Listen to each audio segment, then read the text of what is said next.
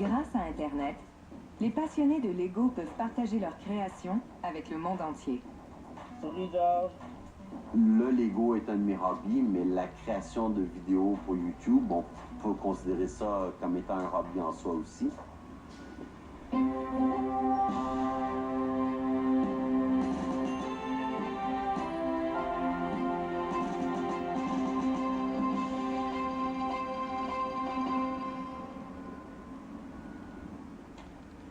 Michel Labelle photographie fièrement chaque addition à Utopolis.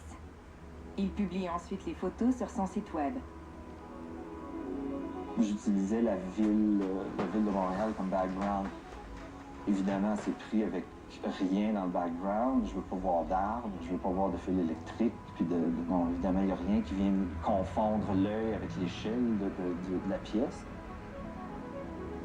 Ça faisait quand même des bons effets. Ça m'a apporté une chose principale, une chose en particulier. C'est le projet Marina City que j'ai fait pour Lego World à Séoul en 2007.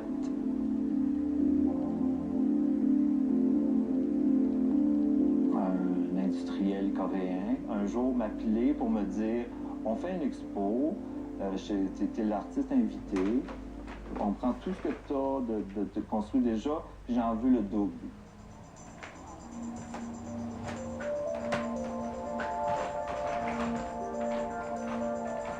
J'ai eu 5 ou 6 semaines pour construire, acheter des pièces, designer, monter. C'était tellement improvisé que j'avais commandé des pièces sans vraiment savoir ce que j'allais faire avec. Beaucoup d'improvisation. C'est le seul voyage que j'ai fait en Asie. J'en referai d'autres volontiers. C'était le traitement royal. Ils m'ont vraiment traité comme une star. Puis ça, c'en est un exemple de succès d'Internet. Donc, c'est important de bien photographier ses marques.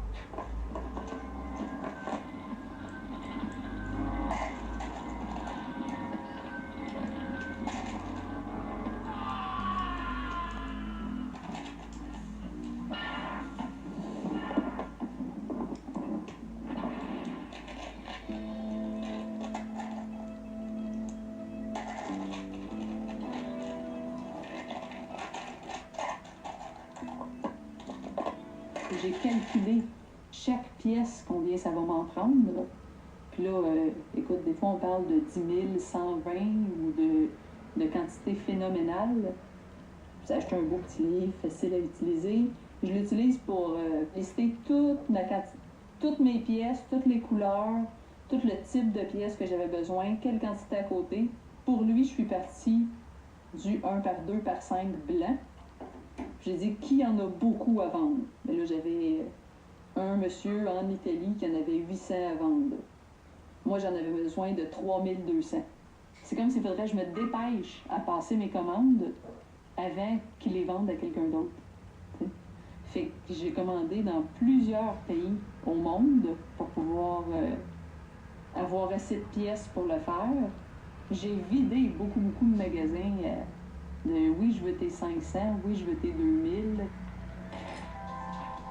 À la fin, je veux savoir si j'avais bien compté et que j'ai les bons chiffres. Je veux savoir si j'ai assez de pièces. Mais à date, ça va bien, je suis contente.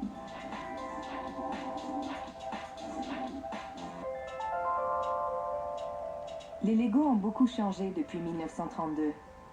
Il y a maintenant plus de 3000 formes différentes et 58 couleurs. C'est mon bureau, mon petit univers. J'ai un petit magasin virtuel qui s'appelle Running Bric-à-Brac. C'est un site où la communauté Lego va se vendre et s'échanger des pièces. J'achète souvent beaucoup d'ensembles pendant des liquidations. Quand je rentre dans un magasin où ils vendent des Lego, moi, ce que je vois d'une boîte de Lego, c'est une boîte de pièces. Peu importe que ce soit marqué Star Wars dessus, Creator, ou Indiana Jones, ou SpongeBob, moi, ce que je vois, c'est une boîte de pièces.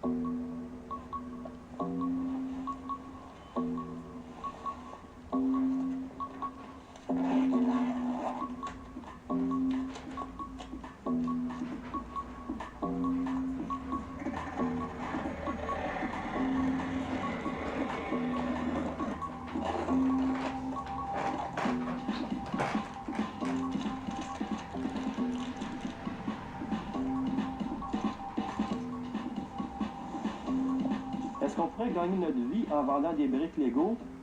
Je crois que oui. Comme par exemple, quelqu'un dans le temps qui aurait acheté cette boîte-là, même à plein prix sur le site de Lego, il en aurait acheté 3. Les revendre aujourd'hui à 1500, ça fait quand même doubler sa mise de fonds. C'est même meilleur que n'importe quel placement REER qu'on pourrait trouver. Mais c'est ça, c'est comme jouer à la bourse.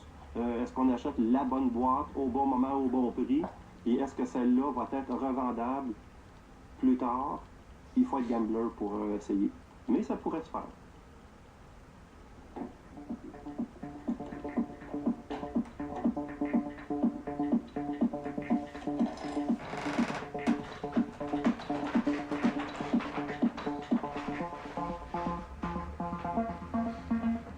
Chez nous, les Legos sont dans la cuisine. Ils ont déjà été dans le salon, mais il manquait de place. Puis là, il y a des colonnes de tiroirs qui s'ajoutent. Parce que j'ai pas de pièces pour mettre les Legos comme certains autres ont. C'est correct, on a les Legos dans la cuisine. Fait que c'est beau, c'est pas un mur coloré. Moi, mon système de classement, c'est vraiment par type de pièces.